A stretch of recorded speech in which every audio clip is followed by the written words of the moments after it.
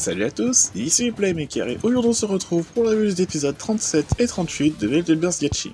On reprend la série juste après le combat entre Drum et Arthur. Le club de Victories est rempli de journalistes qui viennent acclamer le nouveau héros de la WBBA. L'occasion aussi de revoir le chat des Victories, même si ce perso sera rien, je le trouve hyper mignon. Et oui, le héros de la WBBA, entre guillemets, j'invente rien, c'est le terme utilisé. Quand on y pense, c'est pas hyper surprenant. En principe, la présidente de la WBBA reste Christina, l'ancienne leader des BC Sol, et on sait à quel point elle a tendance à être négligente sur certains points. Pas étonnant que la WBBA ait un service de sécurité aussi qualitatif que la saison 3 de Wakfu. On en arrive à un point où la moindre menace de n'importe qui peut déclencher l'état d'urgence. Ou pas, puisqu'il faut pas grand chose à Arthur pour l'arrêter. Au moins côté public communication, les médias sont là pour ça. On a aussi un petit passage sur Fumiya et Ichika. Bon, je vais pas me répéter ce que je dis à chaque épisode, vous savez très bien, j'adore de leurs personnages sur ces deux personnages. Gwen, qui est toujours avec le reste des Victories, demande à Drum de le défier. Évidemment, ce dernier accepte, et s'il y a une confrontation entre le Bound the Wing de Dragon et le Regalia Scream de Genesis, Gwen remporte le premier point. Drum commence à avoir peur que Gwen progresse encore plus vite, au point de totalement le surpasser. Ses craintes sont encore plus justifiables, quand Gwen va annoncer juste après que Dragon va se briser à la fin du deuxième round. Ah oui, direct, cash, comme ça. Drum demande à Gwen pourquoi il veut détruire Dragon, et sa réponse est plutôt intrigante. La question n'est pas de savoir ce que je veux, je présente juste les résultats de mes calculs. N'oublions pas, avant d'être un blader, il est avant tout scientifique. Il ne jure que par ses expériences et ses résultats et rien d'autre. D'ailleurs, beaucoup se plaignent que Gwen se focalise beaucoup sur Drum, uniquement sur lui d'ailleurs. Bah, c'est tout à fait normal. C'est lui qui lui a appris le Beyblade, plus, je répète, il est scientifique. Pour avoir les meilleurs résultats, il faut les meilleurs éléments. Il s'intéressait initialement à Arthur, mais quand celui-ci a perdu, il s'est tourné vers le nouveau numéro 1 entre guillemets, Drum.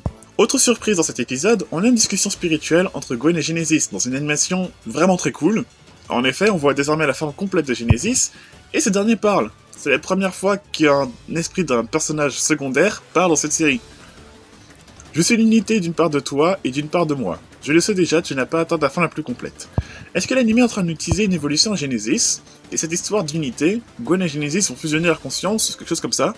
Encore un mystère dont on va devoir attendre les réponses.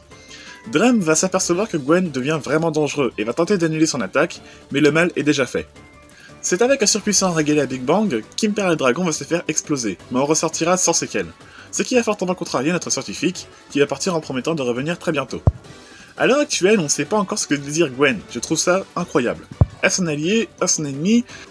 C'est la première fois depuis longtemps qu'on a un tel suspense dans Beyblade Burst. Ce qui me fait un peu peur et qui me rassure à la fois, c'est qu'avec une telle intrigue, ça peut donner quelque chose de très bon, mais aussi quelque chose de très mauvais. Par exemple, j'ai eu le jeu Sonic Forces, un jeu plein de bonnes idées, de qualité, mais qui manque cruellement de scénario, y compris le DLC avec Shadow. Il y avait de quoi faire quelque chose de bon, il me promettait quelque chose d'excellent, c'est un peu le crossover de plusieurs jeux de Sonic, et à la fin, il n'y a pas eu grand chose.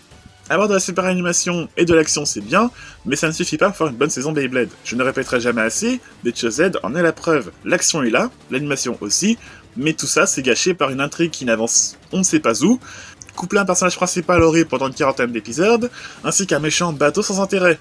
Faille. Oui, je ne répéterai jamais aussi, mais Faille, c'est quelque chose qui a gâché cette saison. Y a pas que lui, mais en grande partie. Après, je demande pas aux scénaristes de réinventer le style shonen, pas du tout moi. Il est vrai que beaucoup de personnes ont décroché l'anime parce qu'il suit le même schéma scénaristique au point d'en devenir prévisible. Il est vrai, mais entre nous, Même si je suis un grand fan de Metal Saga, surtout Metal Fury, cette série était loin d'être parfaite. Il y a des trucs qui vont pas dans cette série, que les gens ont tendance un peu à mettre de côté. J'en reparlerai une autre fois si j'ai le temps. J'aimerais aussi me pencher un peu plus sur Apocalypse et Genesis. En effet, il y a pas mal de petits détails sur ces deux-là que j'aimerais partager avec vous. En principe, je fais ça dans mes baies étymologies. Vous savez, le format où j'explique non utopie. Mais dans ces vidéos, j'explique leur origine de manière simple et rapide. Ici, j'ai apporté plus de précisions. Genesis et Apocalypse ont été conçus pour être totalement opposés sur de nombreux points. Genesis est une utopie de type défense, de couleur blanche, détail que l'on retrouve sur l'aspect physique de son propriétaire, ainsi que son lanceur. Là où Apocalypse est de type attaque, de couleur noire, même remarque concernant les aspects physiques et le lanceur d'Arthur. Bon là, je vous apprends rien.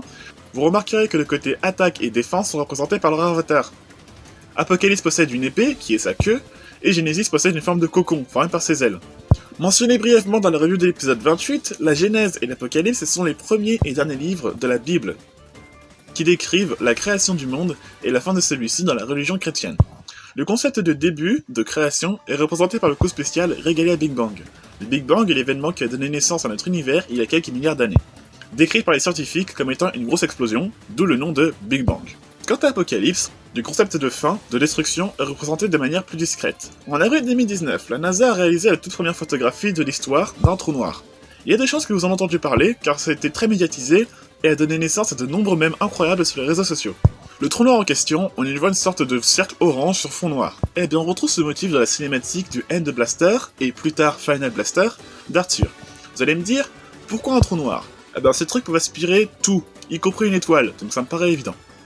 Et voilà, j'espère que cette vidéo vous aura plu, cette review est à présent terminée. On se retrouve très vite pour la revue des épisodes 39 et 40. C'était Playmaker, et je vous dis à la prochaine.